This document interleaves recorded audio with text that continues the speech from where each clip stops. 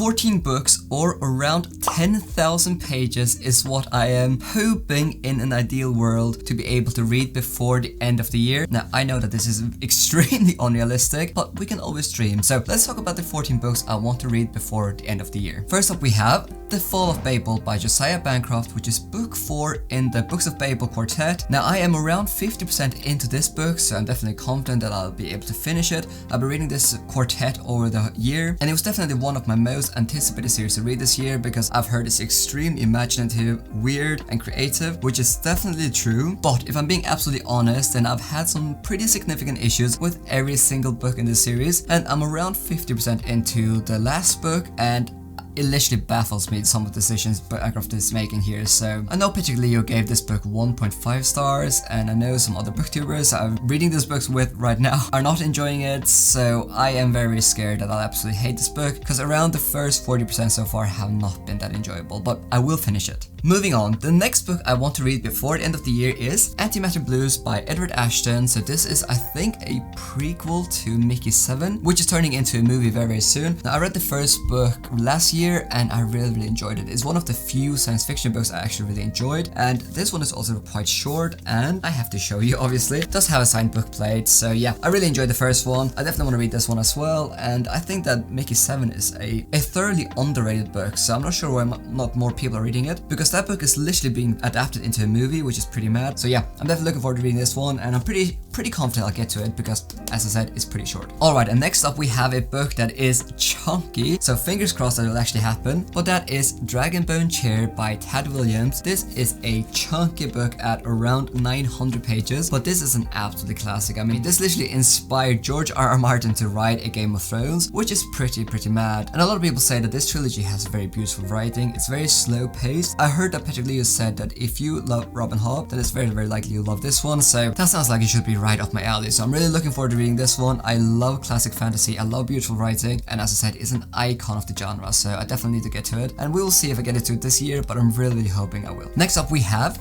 Bookshops and Bone Dust by Charles Baldry, the prequel book to Legends and Latte, a book that I really enjoyed, and a book that has literally received like 6 or 7 special editions. I mean, Legends and Latte literally took the whole internet by fire, and everyone seemed to love it, and it's just such a cozy read, and I'm really excited to read this one. It apparently follows Liv 20 years before the events of Legends of Latte, so you could probably start with this one, and I'm expecting lots of cozy descriptions, and just that this book will just be a really great time, so I'm really excited about this one, and I feel really fortunate that I have received an arc of this one. Alright, next up we have a chunky book, the Lacanius trilogy, or more specifically, The Shadow of What Was Lost, which is the first book in the Lacanius trilogy. This is a beautiful The Broken Binding edition, and I've had this now for around a year, and I am fairly certain I will love this series because people often compare it to The Wheel of Time, which is one of my favorite series. It has time traveling, but it's done really well. And again, I know I keep mentioning Patrick Leo, but he says this is one of his favorite series of all time. And usually when fantasy series are a bit different, a bit more imaginative, I tend to really enjoy them. And almost everyone says that this is like the definition of like modern, fresh, unique fantasy. But the only thing is that these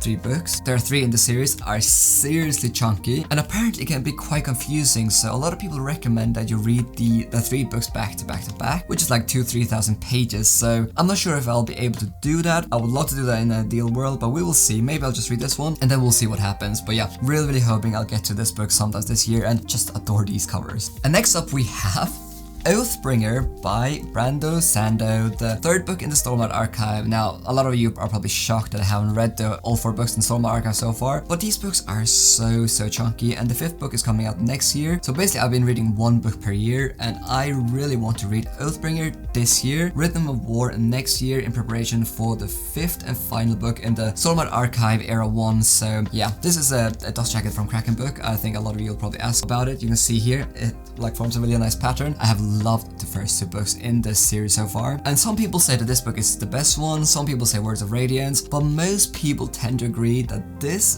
book is absolutely phenomenal, and it is so chunky, 1,200 pages. So yeah, I probably need to start reading this very soon if I actually want to be able to finish before the end of the year. Yeah, this is definitely a priority for me, so I really need to read this one. Now, another book I really want to read is We Lie with Death by Devin Madsen. Now, I read the first book, which is called Rewrite the Storm, earlier this year. I really enjoyed it. It is grim, it is unique, it has a lot of satisfying plot twists, and I really feel like I need to read this one as well, but my TBR is just out of control, so I've kept pushing it back, and now I'm unsure if I'll actually be able to get to it this year. But yeah, I really need to read this one. There are 4 books in this series, and these covers are absolutely adorable.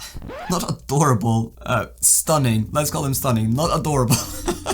And yeah, I really enjoyed the first book, and it feels very underrated, so I'm not sure if the author's not able to stick the landing, but we will see. Alright, another book that I'm pretty confident I'll be able to read this year is Upgrade by Blake Crouch. Now, so I read Recursion and Dark Matter a couple months ago, and they are literally some of my favorite reads of all time now. I loved those books, and this one is apparently quite similar to those books. Now, most people say that this isn't as good as Dark Matter and Recursion, but still, it's a sci-fi thriller, it's relatively short, and Blake Crouch, he's my bae now, so this is definitely a must-read for this year. And next up we have Prophet of Edan by fellow booktuber Philip Chase. Now, I read the first book, The Way of Edan, earlier this year, and I really enjoyed it. I've said it many times that if you're looking for a classic type of fantasy that like will remind you of a lot of fantasy from the 80s or 90s that has that really classic feel, like farm boy to hero, prophecies, dwarves, and so on, then definitely check out this one. While it feels familiar, I think it's executed really well, and Philip Chase's prose is surprisingly beautiful, so yeah, definitely want to give this one a go. And I actually really like these covers. They're different from most of the covers you see today.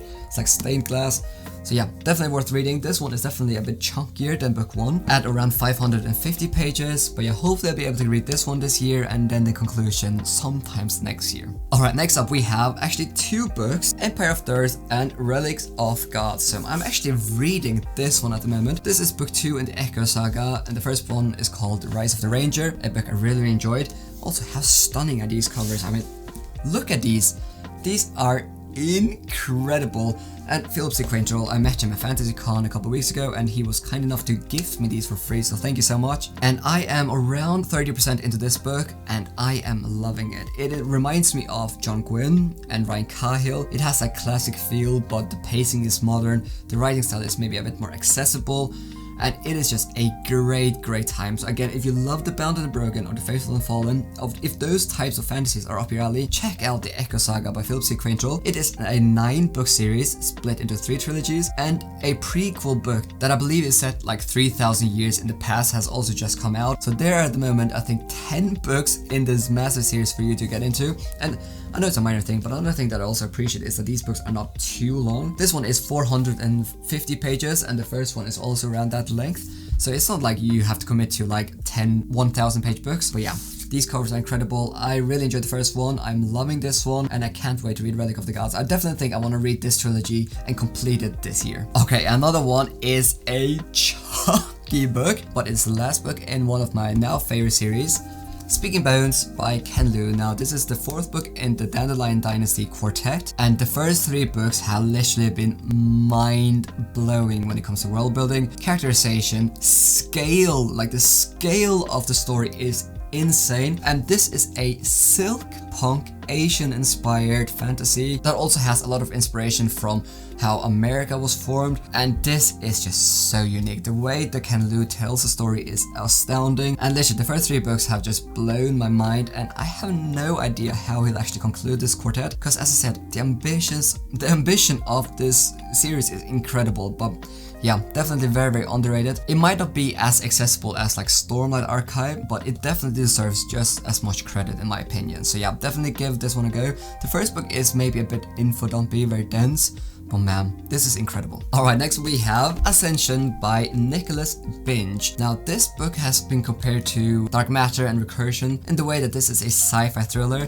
Again, also relatively short. Sorry about it, it's like you can barely see it because I added some protection on this. This is like the broken binding edition, so it's signed and numbered. It's very nice. I actually know very little about this except that it's short, sci-fi thriller, and when people say that it is similar to the way Blake Crouch writes thrillers, I definitely need to give this a go, and I also believe this is being turned into a movie, so yeah, very cool. But beside that, I don't really know anything about this book. Alright, next up we have Children of Memory, book 2 in the Children of Time trilogy. Now, I recently read Children of Time, the first book, and it is official now, along with Project Hail Mary, my favorite sci-fi book ever. It is, oh my gosh, it is incredible, and I really need to read the sequel now. And there's also a third book. It literally just blew my mind, and I'm so happy because this is my third book, Children of Time, that I read by Adrian Jokoski. The first two books, Shards of Earth and Dogs of War, were alright, but didn't really like click that well with me. But Children of Time just blew my mind, and I'm also so happy because it's a sci-fi book, and I've struggled a lot with the sci-fi genre, so definitely need to give this one a go. This is also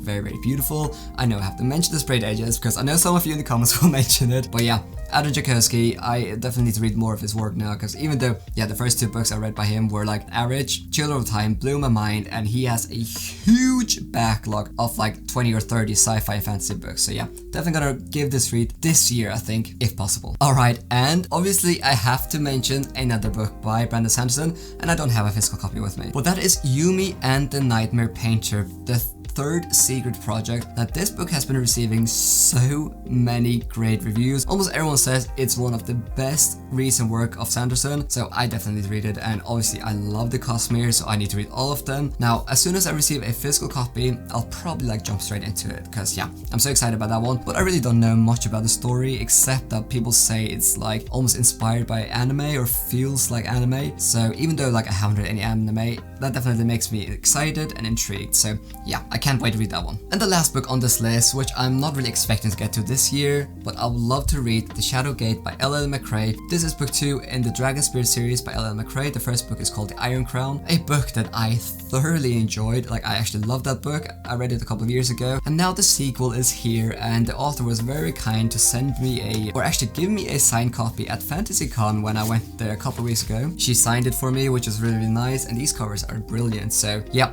this is a very unique fantasy in the way that it has dragon spirits.